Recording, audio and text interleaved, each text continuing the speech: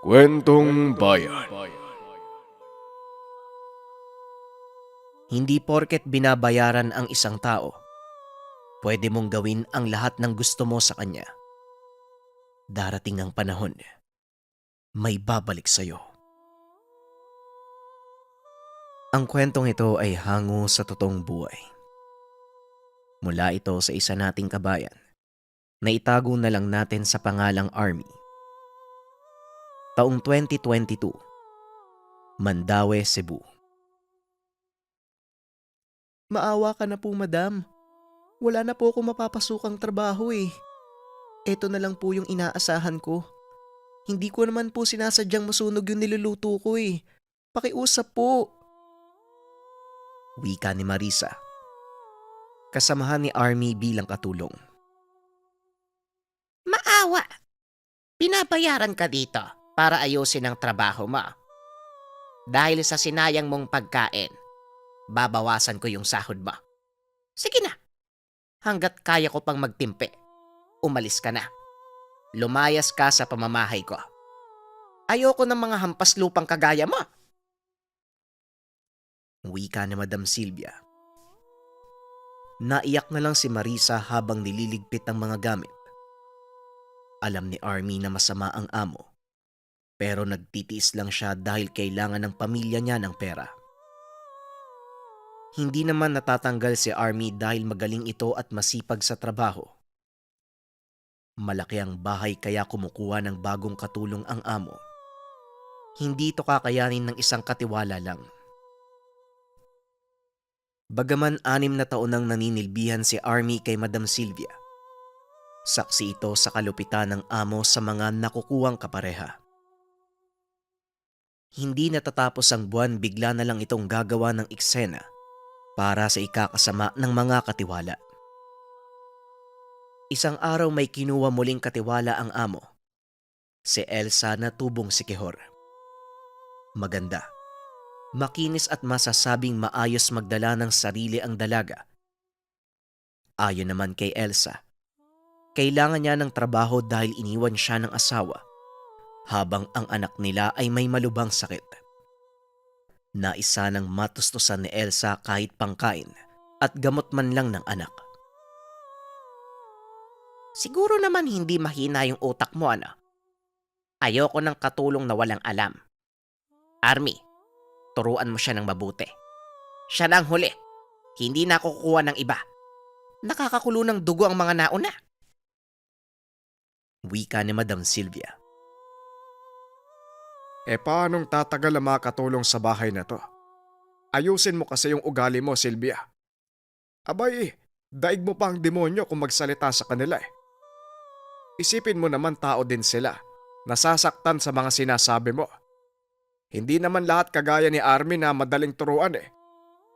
O siya, ikaw nang bahala dito kay... Ano nga ba to? Sino nga ulit ito, Elsie? Elsa? Bata pa pala to ah. Silvia, ilang araw ako mawawala.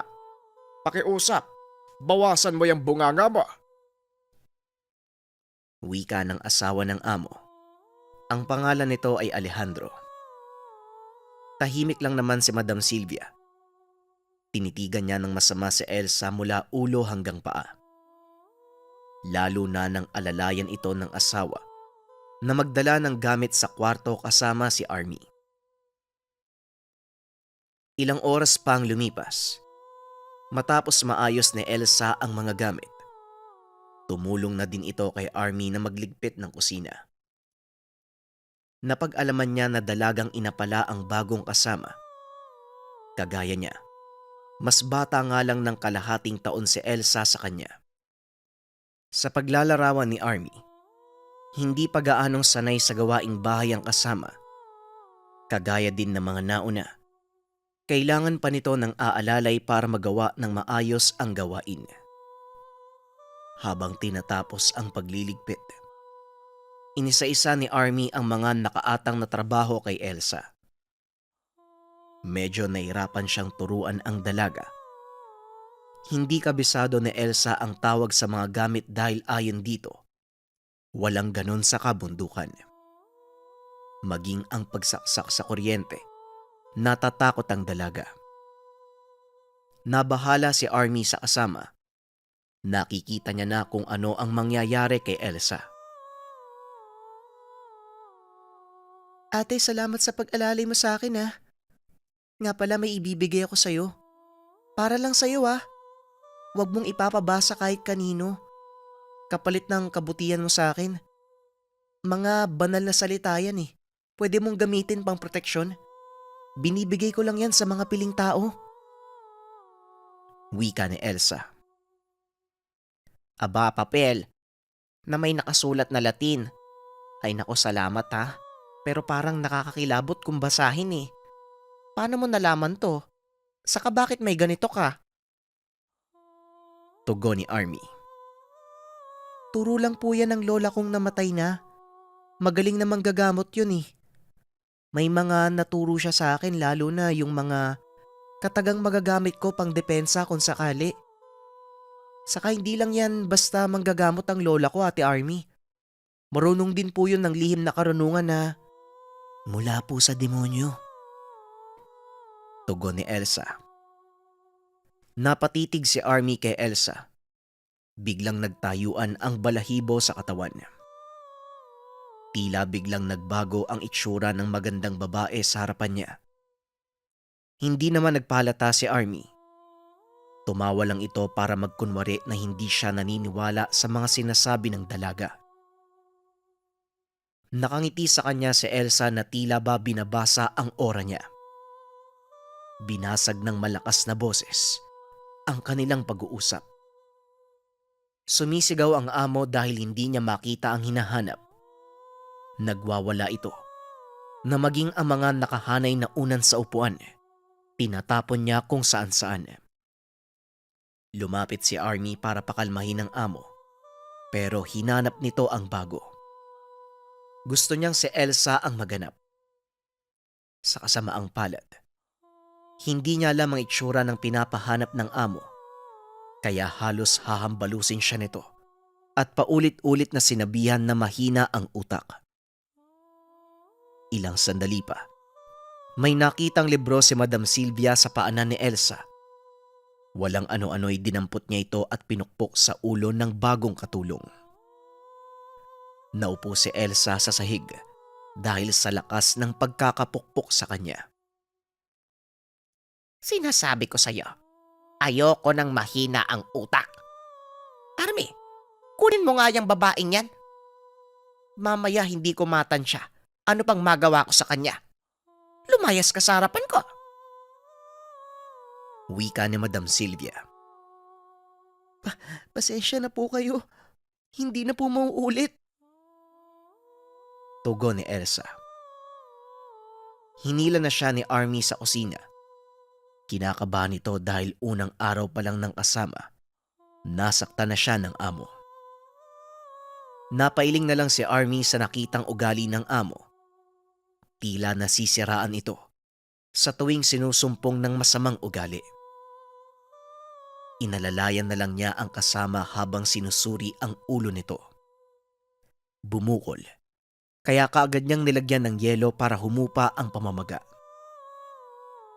Nang araw na yun, alam niyang hindi na magtatagal ang bagong kasama.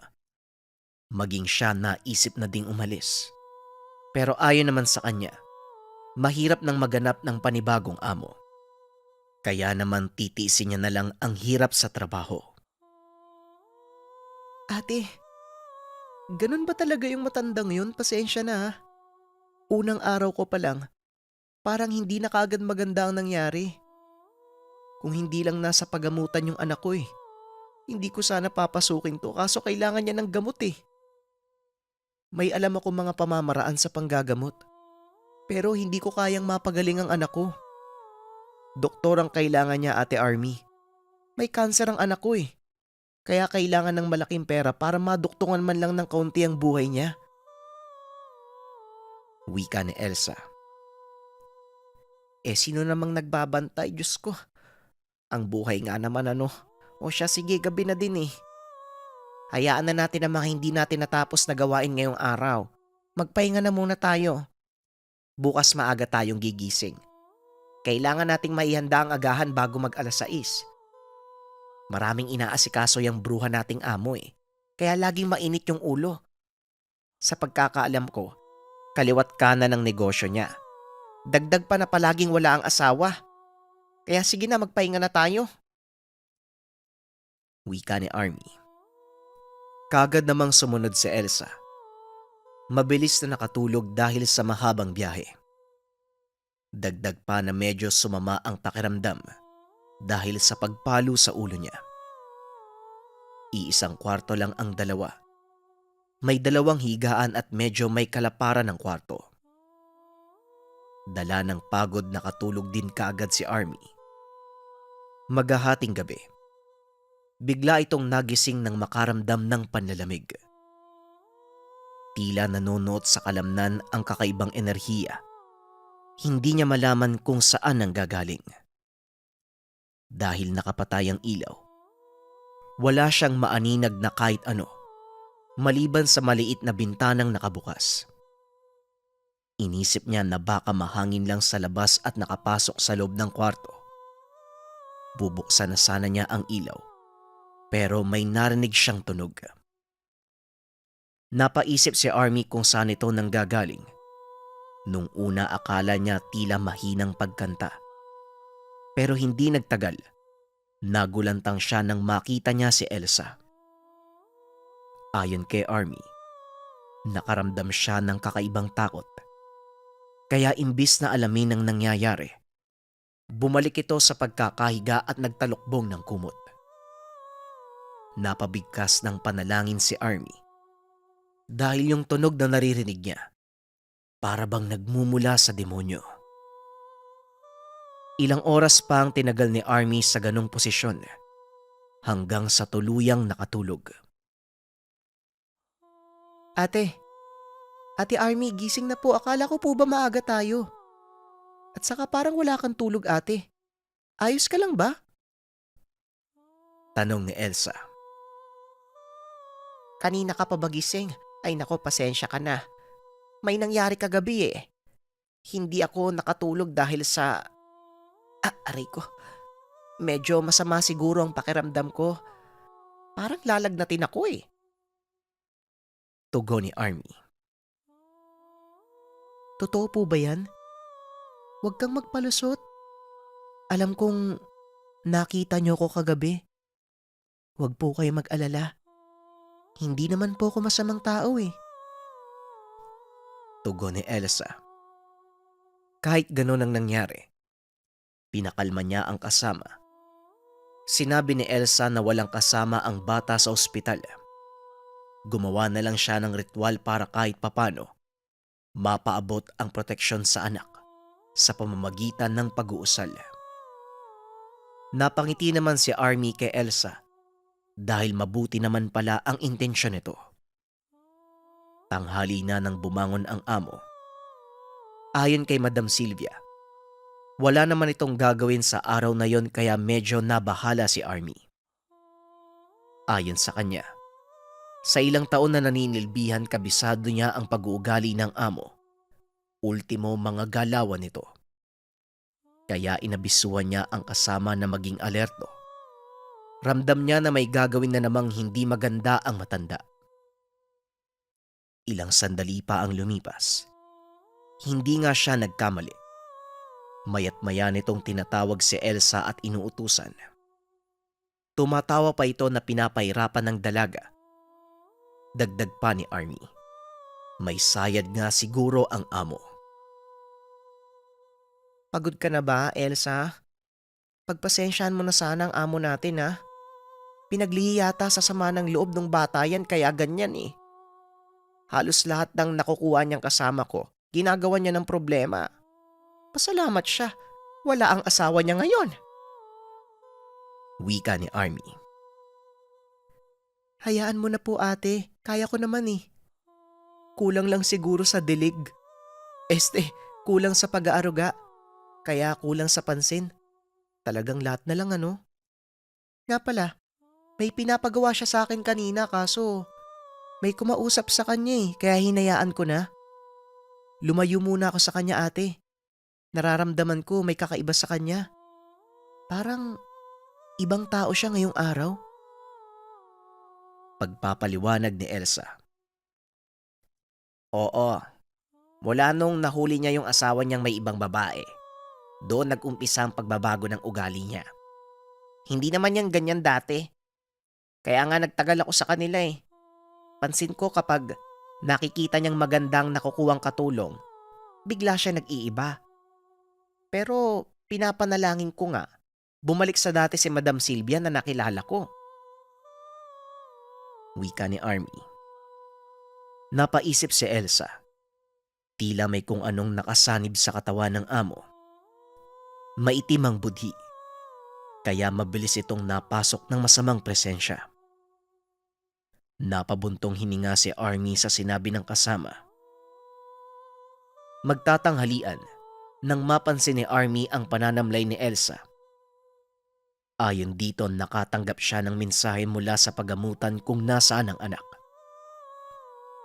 Kinakailangan niya ng pera para sa susunod na pagsusuri. Naawa si Army. Kaya ang natitirang pera na gagamitin sana sa matrikula ng anak. Pinahiram niya muna sa kasama. Laking pasasalamat ni Elsa kay Army. Pagpasensyaan mo na ha. Yan lang ang nakayanan ko eh. Alam mo na, may anak din akong binubuhay. Wika ni Army. Naku, malaking bagay na po to para sa akin. Sobrang salamat po. Nga pala ate, tanggapin mo to. Sa ngayon, ito lang talaga masusukli ko. Basta wag niyo pong ipapabasa sa iba ha. Nakapangalan po yan sa'yo eh. Magiging sumpayan kung sakaling mabasa ng iba. Makakatulong po to sa'yo pangontra sa negatibong aura ng mundo. Magsisilbing proteksyon din po, lalo na sa mga demonyo. Tugon ni Elsa. Ay nako, papel uli. Salamat ha kung ano man to. Hindi ko na lang babasahin, itatago ko na lang muna. Kailangan ko nga siguro to para sa demonyo nating amo. Hanggang sa biglang pumasok ang amo. Nakita ng matanda ang ginagawa ng dalawa. Pinag-isipan nito ng masama. Hinablot niya ang perang ibinigay ni Army at sinabing ninakaw ito ni Elsa. Doon nagsimulang dumilim ang paningin ng matanda kay Elsa. Walang ano-ano. Kinaladkad niya ito palabas ng tahanan. Nagmamakaawa si Elsa hindi lang sa sakit sa bugbog ng amo. Kailangan din niya ang perang kinuha sa kanya. Inaawat ito ni Army pero wala siyang nagawa kung hindi mapaiyak sa nasaksiyang kalupitan ng amo. Halos patayin niya si Elsa dahil lang sa maling akala. At ang pinakamasaklap, pinalayas niya ito sa tahanan ng walang dala. Halos lumuhod naman si Elsa maibalik lang ang kinuha ng matanda. Mandurugas! Magnanakaw! Abay dito pa talaga sa pamamahay ko. Hala sige, lumayas ka't wag na magpapakita sa akin. Lumayas ka kung ayaw mong tumawag ako ng pulis. Ikaw, Army, mula sa araw na to, wala ka nang matatanggap na sahod mula sa akin. Narinig mo? Mga hampas lupa kayo! Wika ng amo. Hindi nakapagsalita si Army dahil ayon sa kanya, hindi na ito si Madam Sylvia. Isa na itong demonyo. Pagkatapos ng araw na yon, hindi niya na nakita si Elsa. Halos hindi siya makatulog sa pag-iisip kung ano ang nangyari sa kasama. Nanalangin na lang siya na sana maging maayos ang lagay ni Elsa kahit na masaklap ang naging karanasan. Ilang araw ang lumipas. Naisipan ni Army na umalis na sa poder ng amo, lalo na tila hindi na talaga normal ang kilos ng matanda. Dagdag pa niya, mas lumala pa ito simula nang umalis si Elsa. Napapansin din ni Army na may kinakatakutan ang amo na hindi naman niya napapansin dati. Ayon sa paglalarawan ni Army, lagi itong tulala, tahimik. May mga oras na bigla itong nagmamakaawa at hindi niya makita kung kanino. Dumating na ang araw. Sobrang abala si Army sa pagluluto nang may kumatok sa pintuan. Dahil hindi niya maiwan ang ginagawa, kaya't hindi niya ito mapagbuksan. Lalabas na sana siya. Nakita niyang nakatayo sa tapat ng pintuan ang amo. May hawak itong papel. Naiyak ang amo habang binabasa ang nakasulat. Babalik na sana siya sa pagluluto. Pero sumigaw ang amo na tila natatakot. Nakita ni Army na tinapon ng matanda ang hawak na papel. Kumaripas papasok ng kwarto. Dahil sa pagtataka, dadamputin niya sana ang papel pero bigla itong lumiyab. Sa pagkakagulat napatali pa si Army nang tumambad sa harapan niya ang hugis figura ng tao. Nagmumula ito sa nasunog na papel. Nakaramdam si Army ng biglang pag-alinsangan ng lugar. Nagtayuan din ang lahat ng balahibo niya sa katawan dahil sa takot. Hanggang sa napansin niya, kagaya ito ng papel na binigay ni Elsa sa kanya. Hindi na nagdalawang isip pa si Army. Nag-impake na ito ng gamit at nagpaalam na uuwi na ng probinsya. Magpapaalam na siya sa amo. Biglang nanlaki ang mga mata ni Army nang makita ang matanda. Tila butiking gumagapang paakyat ng kisame. Halos himatayin si Army sa nakita. Patakbo na sana siya. Bigla na lang lumundag ang nilalang sa harapan niya. Sa paglalarawan ni Army, tila hayop na may kakaibang itsura ang amo. Halos lumabas na ang mga mata. Naaagnas ang balat. Kahit natataranta, naalala niya ang binigay na perasong papel ni Elsa na pangproteksyon. Mabuti na lang ay naitabi niya ito. Kahit hindi man sigurado, binasa niya ng paulit-ulit hanggang sa kumalma ang kalooban. Kasabay nito ang unti-unting pagbagsak ng matanda sa harapan niya. Hindi na malaman ni Army ang gagawin ng mga oras na yun. Naiyak na lang ito sa nakita. Tinawagan niya ang asawa ng amo at sinabi ang nangyari. Ilang sandali pa, dumating ito at may kasamang eksperto. Naabutan nilang nakaiga ang asawa sa mahabang sopa. Samantalang si Army naman ay nasa gilid at umiiyak pa rin. Kagad namang pinakalma ng eksperto ang lahat. Sinabi nitong may kakaibang presensya sa loob ng tahanan. Patawarin niyo po ako, pero gusto ko na pong umuwi. May demonyo po sa bahay niyo eh. Wika ni Army habang nakatingin sa among babae. Matapos masuri ng eksperto ang lugar, nakakasigurado itong nilooban nga ng demonyo si Madam Sylvia. Ayon dito, mahihirapan na siyang ibalik pa sa dati ang babae. Matindi ang pinsala nito maging sa pisikal na anyo. Dagdag pa ng eksperto, ang magagawa na lang niya, bigyan ng pangontra at proteksyon ng asawa. Umuwi na si Army sa probinsya kasama ang anak. Ilang araw magmula nang nakauwi, nabalitaan niyang namatay si Madam Sylvia at ibinenta ang bahay nito. Napag-alaman din niya na umalis na papuntang ibang bansa ang among lalaki. Naibahagi ni Army ang kwentong ito. Dahil ayon sa kanya, palagi pa rin niyang napapaginipan si Elsa. Ang kwentong ito ay hango sa totoong buhay. Mula ito sa isa nating kabayan na itago na lang natin sa pangalang Pablito, taong 1985, Bacolod City. Anak, huwag kang sumama. Kumapit ka sa akin, anak. Pakiusap. Huwag mo kong iwan. Demonyo, bitawan mo ang anak ko. Wika ni Nanay Nita.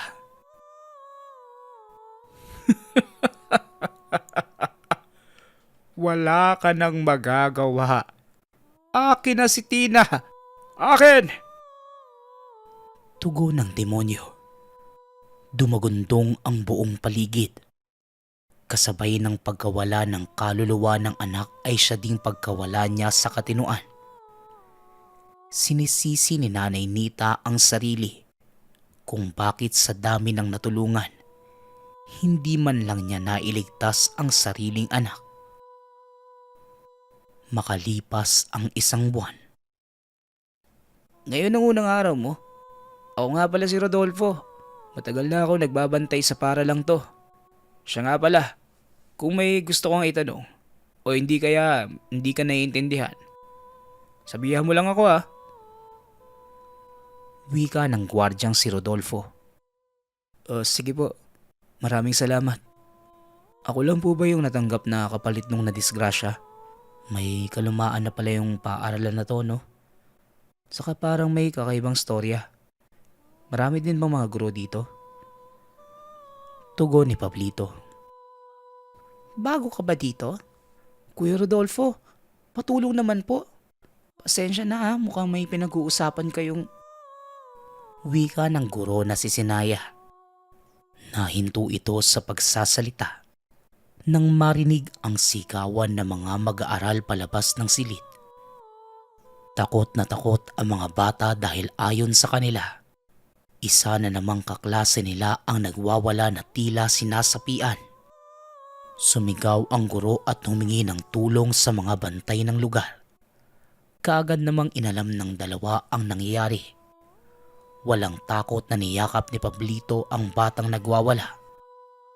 Sa paglalarawan niya, maliit lang ang bata pero tila mas malakas pa ito sa 4. Nangangalmot pa ito at nangangagat, kaya buong lakas itong hinawakan ng binata. Pinalabas ni Rodolfo ang mga estudyanteng nagsisigaw sa takot. Inalalaya naman ng guro si Pablito para maitali ang bata sa upuan.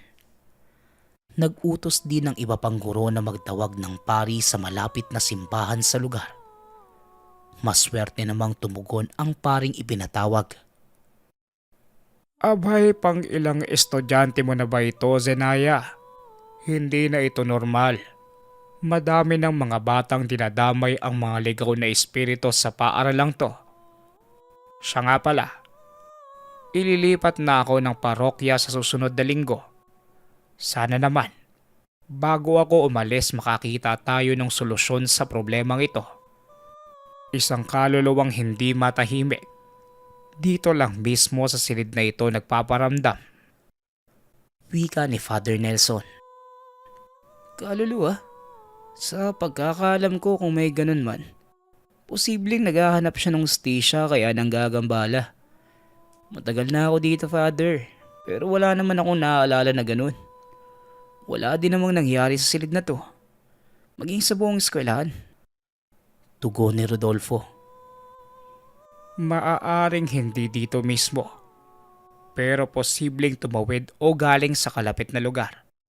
Sa ngayon, maghanda kayo ng araw. Magsasagawa tayo ng pagbebendisyon para matulungan natin ang kaluluwa na makatawid. Muling wika ng pari. Sumang-ayon naman ang 3. Matapos madasalan ang bata, bigla namang naging maayos ang lagay nito. Hindi matandaan ng bata kung anong nangyari sa kanya. Basta ayon dito, sobrang pagod ang katawan niya. Minabuti na lang ng guro na ihatid ang bata. Samantala ang dalawa naman, inihatid na din ang pari pabalik ng kapilya. Dahil sa pangyayaring iyon, nabalisa si Pablito. Buong buhay niya doon pa lang niya naranasan ang ganong pangyayari. Minabuti na lang ng binata na matulog ng maaga.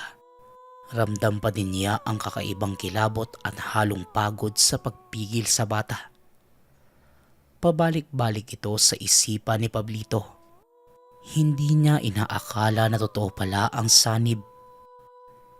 Kinaumagahan, maaga pa lang naghanda na ito papasok ng paaralan.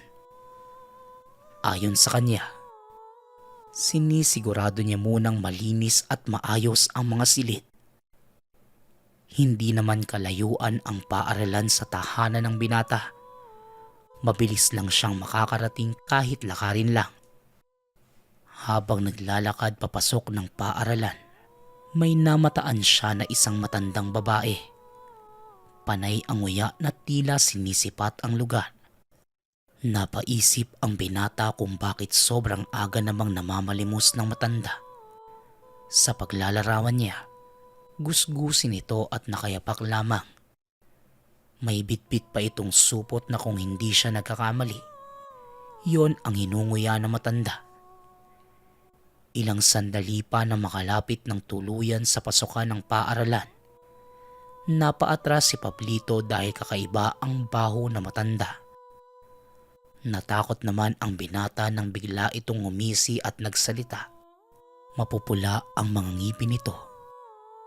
Magandang umaga sa iyo, iho. Ikaw ba ang nagbubukas ng paaralan? Pwede ba akong pumasok? Hahatiran ko lang sana ng pagkain ng anak ko. Matagal na siyang hindi nakakauwi sa amin eh. Saka nagluto ko ng pansit. Gusto ko sana siyang dalhan. Wika ng matandang babae. Ay, sino po ba? Wala pa pong tao ngayon ng mga oras na to. Saka ano po bang pangalan? Bago lang po ako dito eh. Hindi ko pa kabisado ang mga pangalan ng mga guro. Pero Ale, nakakatiyak po kung wala dito ang hinahanap mo. Tugon ni Pablito. Iho, nandyan lang siya sa loob at hindi makalabas. Sana matulungan mo ako mailabas ang anak ko.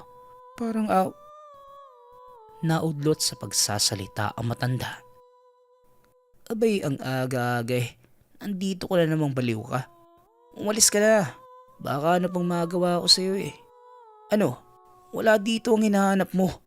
Baliw! Pablito, paalisin mo na yan. Baka... Natigil sa pagsasalita si Rodolfo nang muling dumura ang matanda. Nakatitig ito sa gwardya na tila may binubulong sa hangin. Matalim ang tingin ng matanda kay Rodolfo. Ilang minuto pa ang lumipas. Naglakad na palayo ang matanda.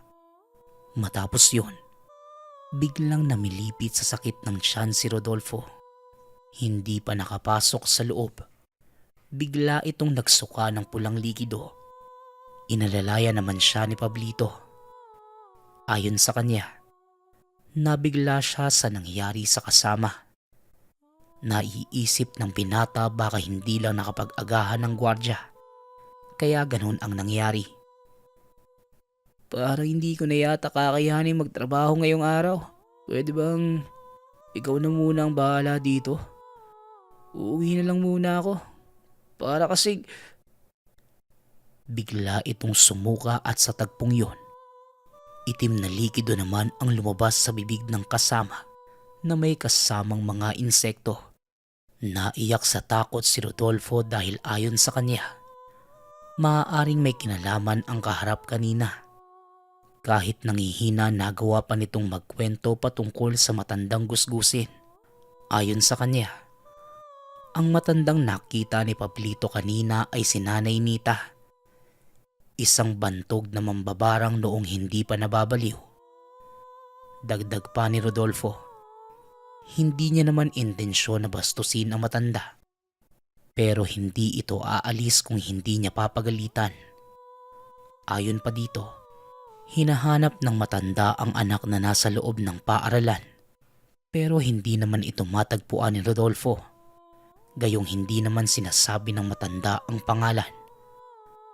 Magsasalita pa sana ito, pero bigla muling humilab ang tiyan ni Rodolfo kasabay ng walang humpay na pagsusuka. Nataranta na si Pablito, hindi na malaman ang gagawin sa kasama. Naiisip niya na ilang sandali na lang, magdadatingan na ang mga guro at mga mag-aaral. Kukuha pa sana si Pablito ng mainit na tubig nang may namataang babae na nakatayo hindi kalayuan sa kinaroroonan nila.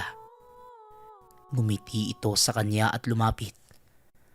Magtatanong pa sana ang binata pero bigla itong nagsalita. Usog ng mambabarang ang tumama sa kasama mo. Naku, walang lunas dyan. Maliban sa laway na mula sa taong ng usog mismo. Wika ng babae. Sino ka? Paano ka nakapasok? Usog? Ano yun? Tanong ni Pablito. Biglang nagsalita si Rodolfo at nabaling ang tingin ni Pablito sa kasama. Nang muling lingunin ang babae, bigla itong nawala. Hinanap niya kung saan ito nagpunta pero bigo siyang makita. Hinayaan na lang yon ni Pablito. Bagkus itinuon niya ang atensyon kay Rodolfo. Halos maglumpasay na ito dahil sa nararamdamang pananakit ng tiyan. Pinagpahinga muna ni Pablito si Rodolfo. Hinintay ang pagdating ng mga guro. Dahil sa trabaho, hindi niya pwede na basta na lang iwanan ang lugar para masugod ang kasama sa pagamutan. Alam din ni Pablito na hindi niya kakayaning buhatin si Rodolfo dahil may kalakihan ito kumpara sa kanya. Halos kalahating oras siya naghintay bago dumating si Sinaya. Maraming salamat ma'am, nandito na po kayo. Magandang umaga po. Ma'am, kakailanganin ko po ng tulong niyo. Wika ni Pablito. Diyos ko, ano bang nangyayari? Ba't namumutlay ang mukha mo? Anong ginawa mo? Kanina ka pa ba dito? Saka ano yang... Tugon ni Zenaya. Napatakip ito ng bibig nang makita ang gwardya na walang malay sa gilid ni Pablito. Para na itong lantang gulay na namumutla. Hahawakan sana ng guro si Rodolfo. Ngunit bigla naman siyang hinawakan ni Nanay Nita. Nakapasok pala ito kasunod ng guro dahil nakalimutan niyang isarado ang pasukan. Napapitlag naman si Zenaya dahil sa biglaang paghawak na matanda. Tinitigan siya nito sa mga mata at nagsalita. Napaatras ang guro at umalis sa lugar. Napangiti naman ng bahagiya si Nanay Nita at tumarap kay Pablito. Sinabing kailangan niya ng tulong mula sa binata para mapalaya ang kaluluwa ng anak. Dagdag pa ng matanda. Matagal na siyang nakikiusap sa mga gwardya sa lugar. Pero ni isa sa mga ito, walang nakinig at hindi siya trinato ng tama. Ganun pa man, bilang kapalit ng pabor, ibabalik niya sa wisyo ang gwardya. Inutusan niya ang binata na kumuha ng malinis na basahan para sa gagawing panggagamot. Inutusan ng matanda si Pablito na iayos sa pagkakahiga si Rodolfo. Inilatag ng matanda ang dalang supot. Hindi pagkain ang laman, kundi mga sangkap ng nganga. Ayon sa matanda, ito ay karaniwang ginagamit sa mga bukol sa katawan at may kabag o kaya naman masakit ang tiyan. Pero hindi ito basta ginagamit ng walang karunungan dahil ayon sa matanda, ang nganga ay hindi alternatibong gamot sa kahit anong karamdaman. Ilang sandali pa, kinuha ng matanda ang malinis na basahan at doon niluwa ang pulang likido. Inihaplas niya ito sa tiyan ng gwardya habang nag-uusal ng mga katagang pangkalas ng sumpang pinataw. Nakatitig lang si Pablito habang nakakaramdam na din ng paghilab ng sikmura. Nandidiri siya sa mga nakikita.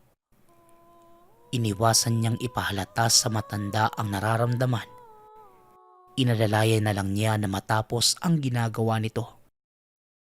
Tapos na po ba? Siya nga po pala. Ano po yung... nakalimutan ko po yung sinabi ng babae kanina eh. May daw yung kasama ko eh. Tanong ni Pablito. Usog, iho. Oo, ako ang umusog sa kanya. Sobra na kasi ang kasama mo eh. Kailangan niyang maramdaman yan katulad ng nauna sa'yo. O ayan, natapos ko ng kalasin ang sumpa. Hayaan mo lang na makatulog siya. Maya-maya pagkagising, maayos na ang kalagayan niya. Siya nga pala, ikaw talaga ang sadya ko.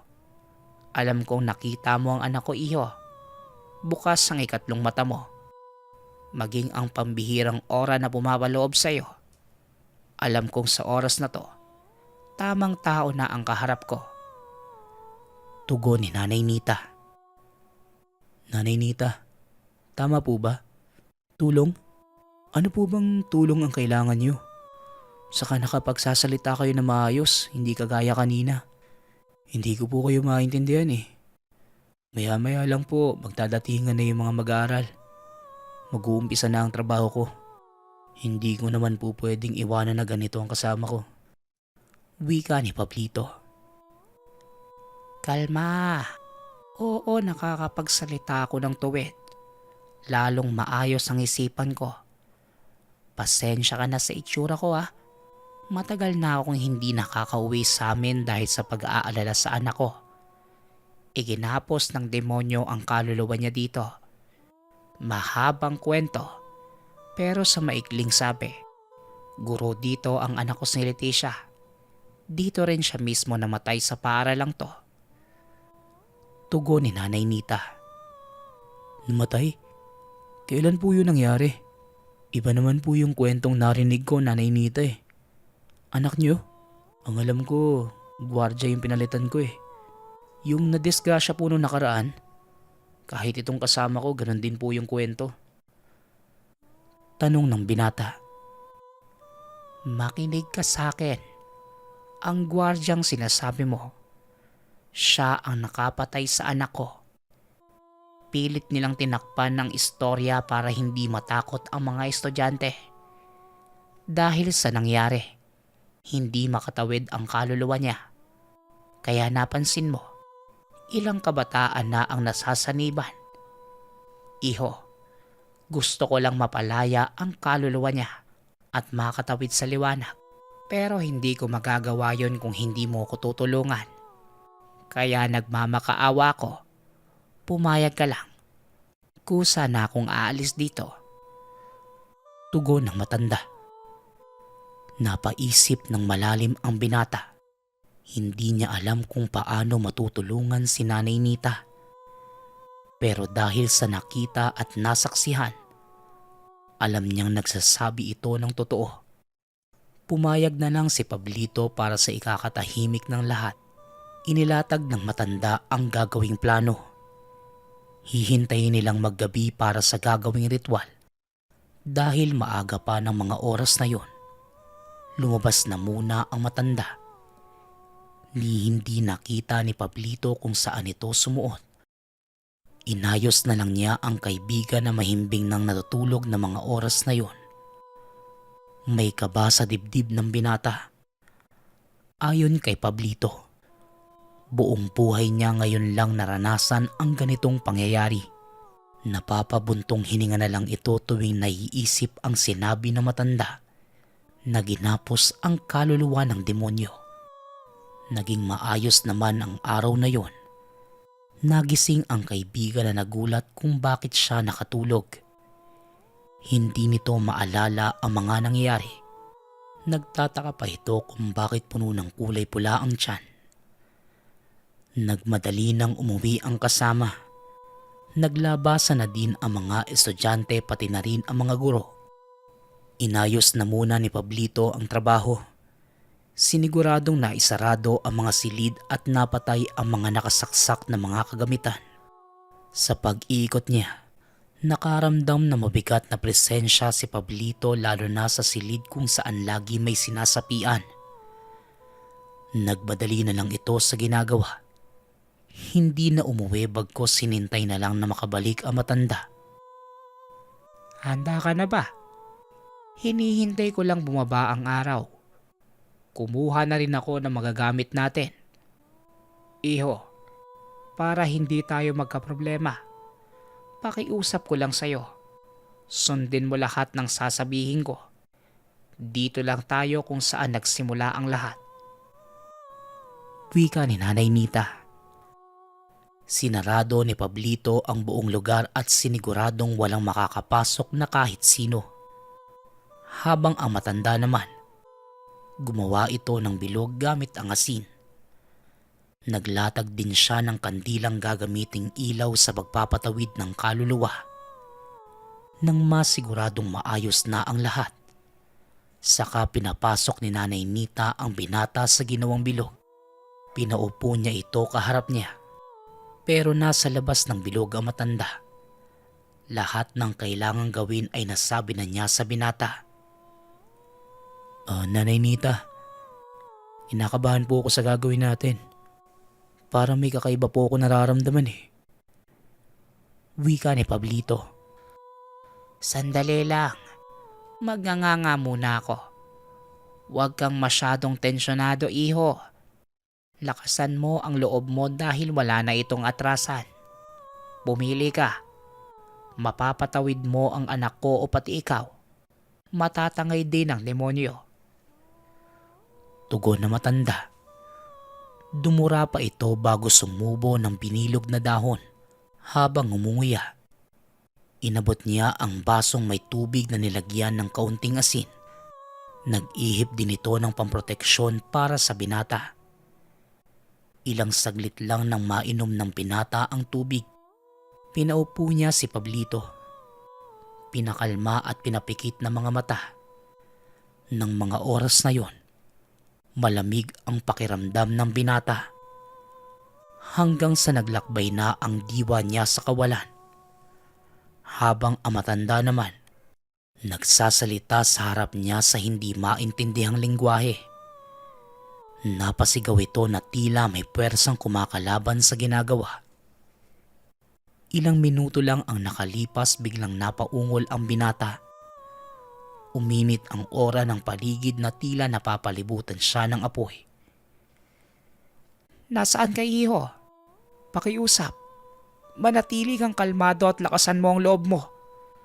Pag nakita mo siya, pilitin mong ipasok siya sa bilog. Wika ng matanda. Nanay Nita, nasan po kayo? Hindi ko po alam kung nasan ako ngayon. Nahaaninag ko yung mga kandila pero walang tao. Hindi ko po alam kung... Tugon ni Pablito. Nakapasok ka na. Kumalma ka lang. Andito lang ako sa harap mo. Huwag mong idilat ang mga mata mo hanggat hindi ko sinasabi. Pakiusap. Ikalma mo ang sarili mo. Muling wika ng matanda. Biglang nagsisigaw si Pablito. Takot na takot habang nakapikit pa rin ang mga mata. Ayon sa kanya, nahawakan na niya si Leticia pero hinahabol sila ng demonyo. Umungol ng malakas ang binata na tila hirap na hirap. Kalmado lang ang matanda dahil wala din itong magagawa kundi manalig sa kakayahan ni Pablito. Umihip ito ng malakas na depensa para sa kanya at sa binata. Paulit-ulit niyang binigkas ang katagang pangkalas sa anumang puwersang nanggagaling sa demonyo. Huwag mo ko hawakan. Demonyo ka. Mas malakas ang Diyos ko sa'yo. Bitawan mo ko. Bitawan mo kami. Wika ni Pablito. Kasabay nito ang pagkabasag ng puwersa, sanhi ng pagbukas ng liwanag. Hinatak ng binata si Leticia papasok sa ginawang bilog kung saan ito papunta. Hanggang sa bigla na lang kumalma ang paligid. Nakangiti ang dalaga habang nagpapasalamat sa binata. Umiiyak pa si Pablito habang sinasabi sa matanda na naipasok na niya si Leticia. Tumulo ang luha ni Nanay Nita nang maaninag sa bilog ang anak habang namamaalam. Napaluhod si Nanay Nita habang nagpapasalamat at makakatawid na ang anak. Ilang saglit pa ang lumipas nang dumilat na si Pablito. Maayos at hindi naramdam ang bigat sa paligid. Niyakap ito ng matanda at nagpasalamat sa nangyari. Bago pa man lumabas ng lugar, nagtirik ng ilang kandila si Nanay Nita sa harap mismo ng silid kung nasa nangyari ang aksidente. Imbes na tanggalin ng asin, pinatambakan nito ni Nanay Nita ng lupa. Walang hanggang pasasalamat ang naramdaman ng matanda kaya may binigay ito kay Pablito.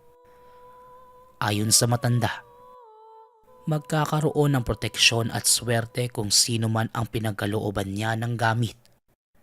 Nagpasalamat naman ang binata. Nang matapos ang gabing yon ni hindi na niya nakita pa ang matanda sa lugar. usap-usapang lumipat na ito sa ibang lugar. Gayon pa man natigil na ang pagsanib sa mga mag-aaral. Nagsagawa ng misa at pagbebendisyon sa lugar si Father Nelson bago lumipat ng parokya. Samantalang hindi din nagtagal bilang gwardya si Pablito. Isang oportunidad ang nagbukas sa kanya para makapag-ibang bansa. Gwardya pa rin, pero nagkaroon siya ng maayos na buhay at pamilya.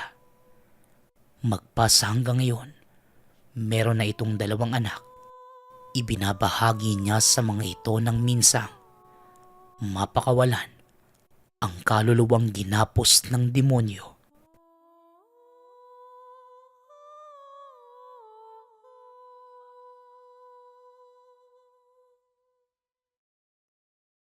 Kwentong Bayan.